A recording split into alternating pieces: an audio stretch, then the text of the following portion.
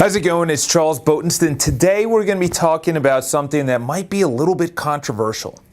And I'm obviously filming this at night. I had a long day at work. Here's my company logo. Hopefully you like it. I love it, so it doesn't really matter what your opinion is. I love it. But it's going to be a topic I said in my video yesterday about masses and people that have mass thinking. I got to make sure my phone is on because someone's actually flying in. I don't know who it is. It's a friend of a friend, and he's staying at my apartment for a week, so hopefully he's not a mass murderer or doesn't take me all of my belongings. But the idea of mass thinking, and I mentioned it yesterday, I just do not like it. The mass mentality, because most people are just dumb, you know. People probably that you don't associate with, but the mass amount of people, there's social conditioning, there's social you can't actually have an original thought without someone saying, you know what, that's wrong, that you shouldn't do that. You know, Grant Cardone, someone that is a big trainer. I got actually one of his books over here. It's called Sell or Be Sold. He also wrote 10X, a couple other books. But why do we have this mass thinking? Like, what formed this mass thinking? And as Seth Godin pointed out, I was at one of his seminars. He said that we were trained to be this way. You know, there really weren't many jobs back in the day. Like, we never had jobs. Really, jobs is like we were either slaves or we lived to live for ourselves. Like, yeah, there was trade and there was bartering and there was commerce, but there wasn't like, I worked for someone.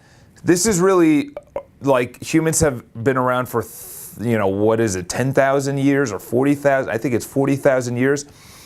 If you think about it, jobs and job titles have only been around recently. 200 years, 300 years? If someone's going to be like, oh, the first job was actually 1,000 years ago or 2,000 years, whatever the case is, only until recently was someone said, okay, you build a railroad, you stamp things, you build cars. And as Seth Godin pointed out, that's called the Industrial Revolution, or the industrial economy.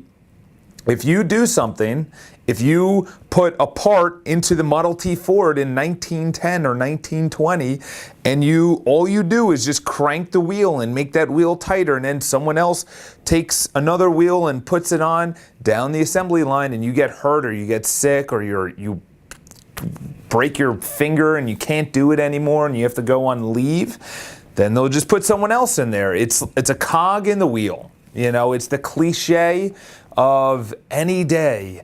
The cliche of any day.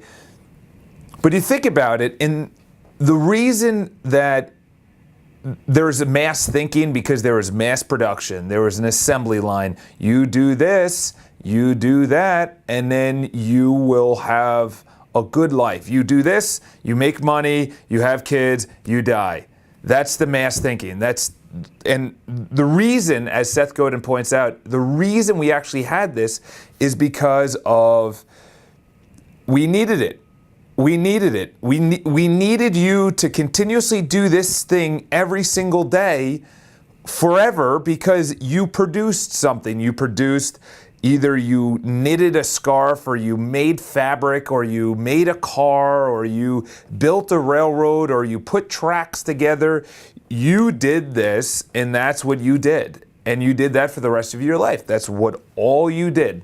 And we needed an education system that revolved around that. Here is history. Here is math. Here is science. Here is how to do what you're going to be doing for the rest of your life. It is mass thinking. Today, we can't have mass thinking. This is kind of like just a second part to the mass thinking. And I was actually on a date last night, and I started saying this, and it was funny too, because she was like, she just zoned out, probably halfway, most of the date, I should say. She zoned out.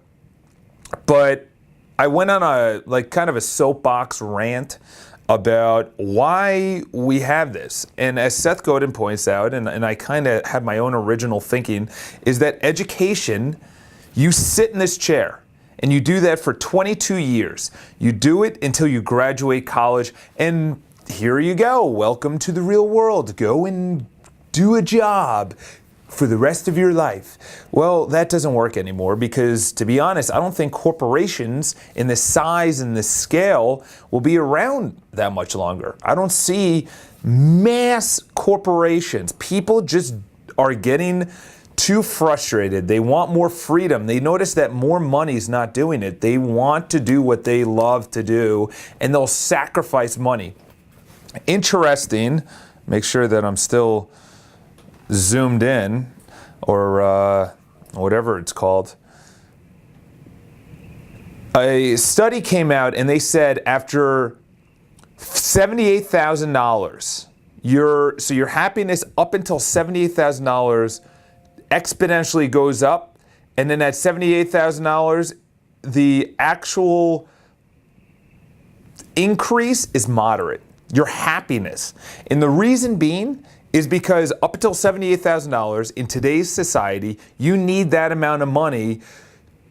$50,000 to $60,000, you're like, wow, okay, now I can take a trip, or now I can afford a car instead of public transportation, or I can go out. And your happiness up until $78,000 is, and this is obviously on average, LA, New York, Chicago, Boston, Miami, cities, it's a little bit different, but this is across the board. Your happiness goes up exponentially. It just keeps on rising. And this is the interesting part. After $78,000, your happiness plateaus because you're just buying nicer shit. It's all you're doing. You're just buying nicer shoes. You can afford shoes up until $78,000. Now you're just buying nicer shoes. Now you're buying a nicer car. Now you're buying a nicer phone. Now you're going on more expensive dinners or more expensive trips. So I've talked about this in other videos, is that your happiness cannot be fulfilled on an external thing. A trip, shoes, purses, money, houses, computers, cell phones, whatever. You get a nice phone, this is not going to give you happiness. Your happiness comes from progressing in life. And this is what people are noticing. And this is why the industrial economy, up until what I feel, and Seth Godin probably thinks a little bit later, I think about 2000, the year 2000, computers came on, we started customizing the iMac.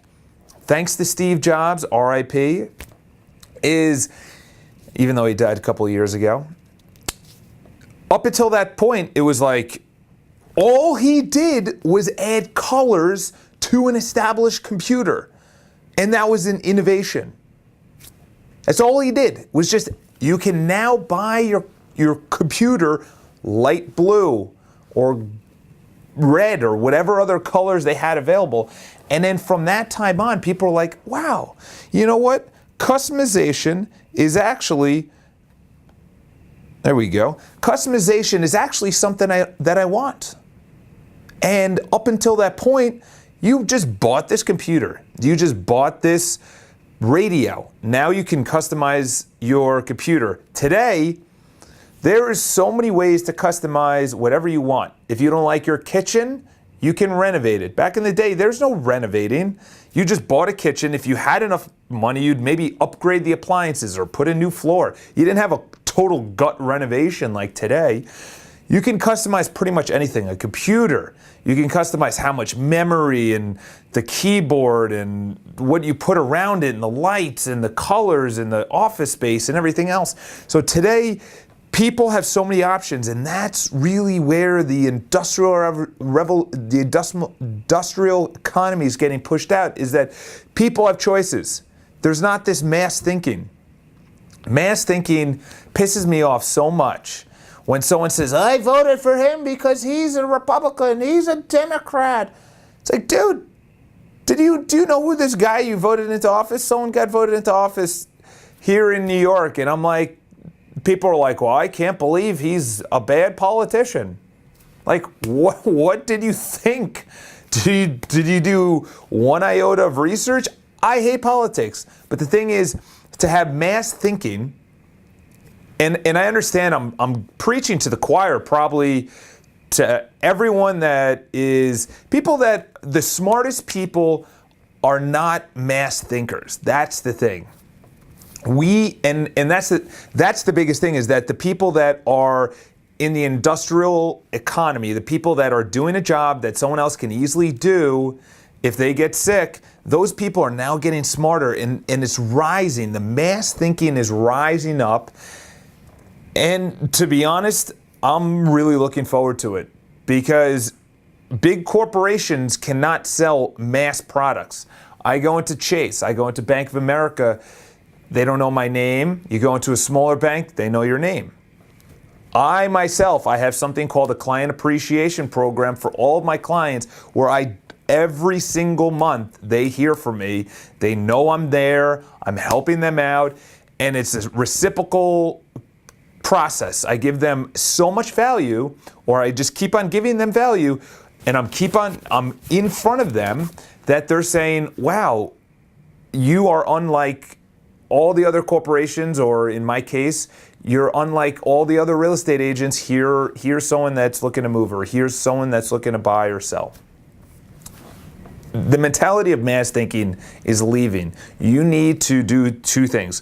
One is educate yourself, because that's the only way out. You have to educate yourself on being unique, being original. Keep building on your personality, building on your skills.